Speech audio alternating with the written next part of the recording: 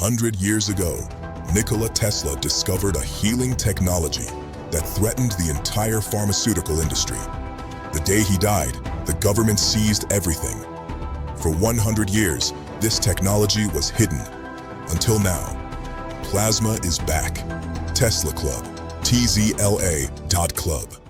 I've been investigating and exposing the global paedophile ring of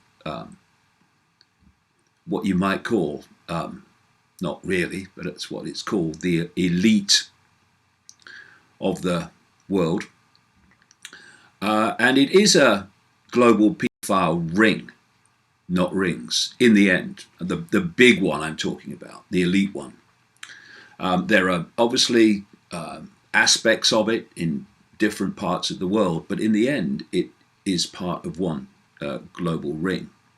And there's reasons for this. There's reasons for the obsession with pedophilia and child abuse, which I go into in the books. The reason, let me say first of all, that this abuse ring, which is also connected into the satanic child sacrifice rings, indeed at the top, or at the inner core, whichever analogy you want, the satanic sacrifice rings and the pedophile elite ring globally are actually aspects of the same thing. And the reason it's not come out is because both victims of it who've survived, many don't, and those who are seeking to expose it have been subjected to ridicule, abuse, dismissal, and all that goes with it. I mean, I'm a personification of that very response because of what abuse I've had over the years putting this information out. Now, if we are going to bring to the surface what is really happening to children worldwide on a staggering scale, then what we need first of all and primarily, bottom line, is the free flow of information, the free flow of opinion, and the free flow of information. Now, we are not going to have that if all that happens when anyone questions even some details of someone else's view, i.e., let's talk about, in this case, Pizzagate, that they are going to be subjected to what they are being subjected to now. Because what that means is you're blocking the free flow of opinion and the free flow of information by intimidating people into silence, which is exactly how this whole pedophile network globally has been kept under wraps all this time. Going back as far as 1998, I published this book, The Biggest Secret, which named people like the former Prime Minister of Britain, Edward Heath, as a paedophile and Satanist. And the passage in the book was read to him. He was still an MP, Member of Parliament at the time. Was read to him in the week of publication.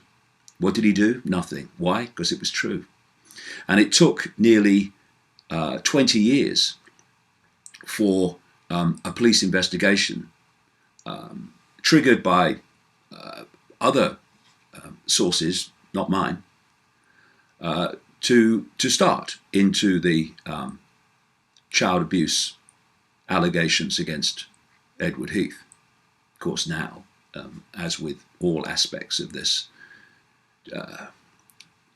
child abuse, paedophilia revelation in Britain that came out after the revelations about the BBC entertainer and record-breaking paedophile Jimmy Savile, the investigation of Ted Heath is being attacked by aspects of the media, usual suspects.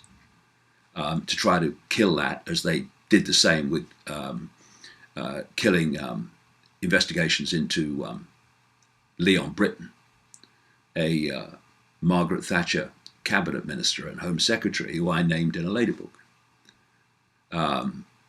again, while he was still alive. And in The Biggest Secret, someone else I named in 1998 was a guy called Lord Alistair McAlpine. He was the Svengali spinner and closest of close associates throughout her period as Prime Minister of Margaret Thatcher. He was named to me by enough people for me to take it seriously and name him in the book during the 1990s. And of course, after the Savile revelations, there was this scandal in Britain when it was alleged that Lord McAlpine was a paedophile. And he then goes around threatening libel actions and instigating one or two over people. Actually, in the end, didn't name him directly. And he got massive payouts from the BBC and independent television, who neither of which named him. Go figure. And I named him in the 1990s in The Biggest Secret. And I named him again on the internet after the revelations became public all that time later. And he never even contacted me. And it's interesting that he was the spinner of and Svengali of Margaret Thatcher. The revelations about the Westminster paedophile ring were based upon the period of the Thatcher government. Margaret Thatcher was a very close friend of Jimmy Savile, and Jimmy Savile was an inner circle bosom buddy of the British royal family, brought into that circle in the 1960s by Lord Mountbatten, member of the royal family, who was a known paedophile. There is a massive elite paedophile network operating out of Washington, D.C. and out of the elite of the United States. And indeed, in the Biggest Secret, I expose Father George Bush as a notorious paedophile and abuser of children. And then there's another book, Transformation of America by Cathy O'Brien. This came out in 1995, and I met Cathy O'Brien and her partner very soon after the book came out. And I spent a lot of time with her talking about her experiences. I met her daughter, Kelly, who was born into captivity, literally, because Cathy O'Brien was one of an extraordinary number of young people who are taking into mind control projects which connect into the paedophile rings, connect into the satanic rings, and are turned literally into sex slaves who are used and abused by the elite, and then can't remember what happened until they're deprogrammed, like Cathy's been.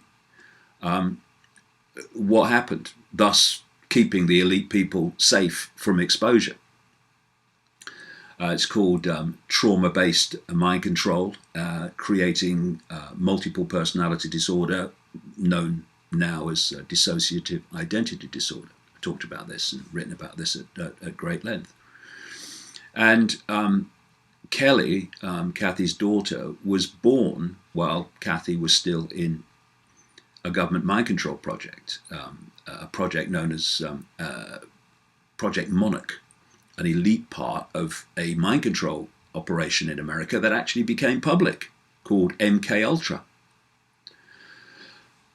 And what Kathy describes in the book from her period in captivity, from a small child through into her 30s, was the unspeakable behavior of the Clinton family, Bill Clinton and Hillary Clinton, and the Bush family in the form of Father George Bush, and people like Dick Cheney, and a stream of other people in that same period of the Reagan, Bush and Bush administrations. Unspeakable is a word that doesn't even begin to cut it. Not just child abuse sexually, but torture, the sexual and abuse and torture of young women and others. And these, by the way, are the people that gave the order to invade countries and bomb countries. Anyone think that they will have any empathy with the people on the other end of the bombs, whether it's in Syria or Libya or Iraq? When you have such a deleted empathy, a capacity for empathy, that you will do that to kids. What goes on behind the scenes is so fantastic, so horrible, so horrific, that so many people, and you've got to understand that, and understand why, find it difficult, who've not done the research, who've not spoken to the people involved, and I've spoken to legions of them, in terms of the victims. They find it impossible to bridge that gap between the world as they think it is and the world in the shadows as it really is. And there was, of course, more confirmation of this in America with the revelations of a Nebraska state senator called John W. DeCamp, who wrote a book called The Franklin Cover-Up, which didn't set out to expose or uncover an elite pedophile ring connected to the Republican Party. It set out to investigate the corruption of something called the Franklin Credit Union in Nebraska, which was headed by a guy called Lawrence King, a big Republican who actually sang the national anthem at the Republican conventions in 1984 and 1988. And what DeCamp did, as he was uncovering the corruption for which Lawrence King was eventually jailed, he found that King was running an elite pedophile ring, supplying children to elite politicians in the Republican Party at conventions and what have you. Exactly the same theme and exactly the same story that you hear around the world in terms of political pedophiles in Britain and in Australia. I mean, does anyone really think that it's just a coincidence that people have come out in America, they've come out in Britain, they've come out in Australia and other countries talking about this, describing the same themes, the same abuse, the same elite networks, and it's all a coincidence and they're all just making it up? That's what the media want you to believe. This idea that there are codes, for instance, of pizza and hot dog and other things that connect to a pedophile coded language where these things appear to say one thing but are actually talking about children. Now again, we need to go back to where those codes came from to see if they come from a credible source and they can be taken as read. But when you read these emails involving people like John Podesta, who was the chairman of Hillary Clinton's election campaign, or non-election campaign, and his brother Tony Podesta, a lobbyist in Washington. Some of them certainly appear to be written in code. You know, it's been said that the Podestas are creepy. And John Podesta, of course, not only has served Hillary Clinton's election campaign, but was chief of staff to Bill Clinton when he was president, and was a very close advisor to Barack Obama. So this is a big wig in Washington. And people have said that that the Podestas are creepy. Well, in my view, the Podestas are creepy. I mean, Tony Podesta seems to have a very strange taste in art. For instance, one of his favorite artists, he said, is someone, a Serbian artist, who paints pictures of semi-clad, semi-naked children looking very traumatized, and of children tied up, floating dead in swimming pools. I mean, hello? Creepy, are you kidding? The people that are making the decisions that dictate our lives are not like most of the population is. And we need to kind of understand that. There is the world that the population lives in, and then there's the world that they live in, which is very different, to say the least. Then we have this connection to Jeffrey Epstein, who has been a close friend and associate of Bill Clinton. Bill Clinton's had something like 26 times that he's been on Epstein's plane, which is known as the Lolita Express because of its connection to pedophilia. Epstein is a friend of Hillary Clinton. He's a friend of, or certainly was, of people like Donald Trump, of Prince Andrew, and many others that would be called elite. And then you look in Britain, when we're putting together all these pieces of information, which, when you put them together, create a situation where these elite pedophile rings, or ring in the end, are actually in plain sight. But you need to take these apparently different pieces of information and situations and put them together, and then suddenly the pixels become a picture. If the truth came out of the scale of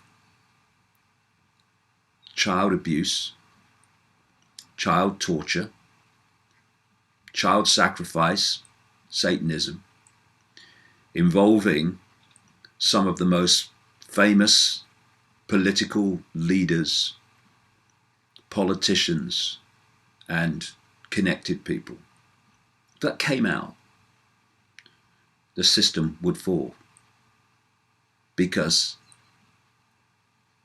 people en masse would see the force that's really controlling their lives, and how it has an obsession with children, for reasons I explain in the books. There's a lot more background needed before that can be adequately explained.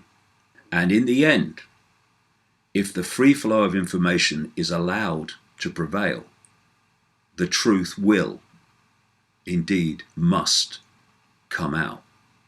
If you want to read more and watch more of my content, then go to the description under the video where you can buy my books. The latest one is The Roadmap, where you can get tickets for public events, and how you can subscribe to a fantastic video channel called Iconic, iconic.com.